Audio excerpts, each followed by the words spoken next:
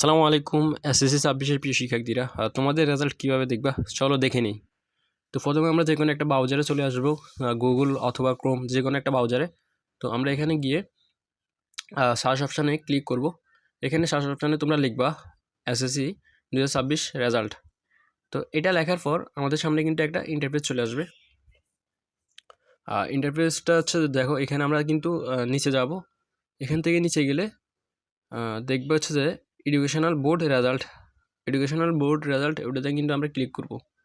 তো ক্লিক করার পর এখানে দেখবে একটা ইন্টারফেস শো করবে। আর এখানে আমাদেরকে এটা মানে আমরা রোবট কিনা এটা যাচাই করার জন্য একটা ইয়ে দিছে।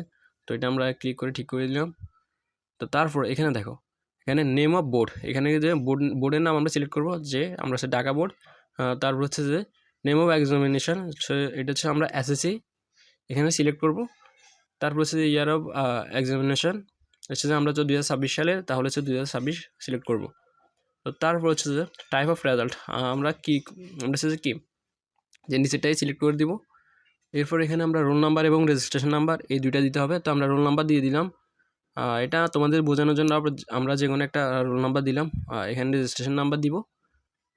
তো একটা রেজিস্ট্রেশন নাম্বার দিয়ে নিলাম।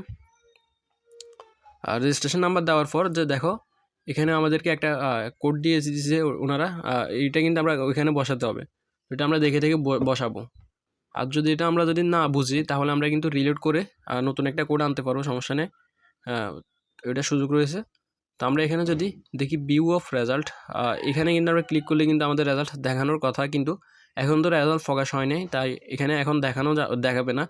10ই আগস্ট 12টার পরেই তোমরা এখানে আসলে এভাবে সবগুলো পূরণ করলে তোমরা কিন্তু রেজাল্ট দেখতে পাবা। তো এইভাবে তোমরা রেজাল্ট দেখতে পারো। দেখতে পাচ্ছ এখানে এখনও রেজাল্ট প্রকাশ হয়নি। তো আজকের এই ভিডিওটা এইটুকুই। তো তোমাদের ভালো লাগলে অবশ্যই চ্যানেলটা সাবস্ক্রাইব করবা, এবং আমি কমেন্টে একটা গ্রুপ লিঙ্ক দিব, তোমরা এসএসসি 28 ব্যাচ হবা। তো তোমরা যারা ওই ফেসবুক গ্রুপটায় যুক্ত হয়ে যাবা, নিয়মিত আপডেট পেতে গ্রুপটায় যুক্ত হয়ে থাকবা, আর এবং চ্যানেলটা সাবস্ক্রাইব করে আমাদের পাশে থাকবা। আসসালামু আলাইকুম।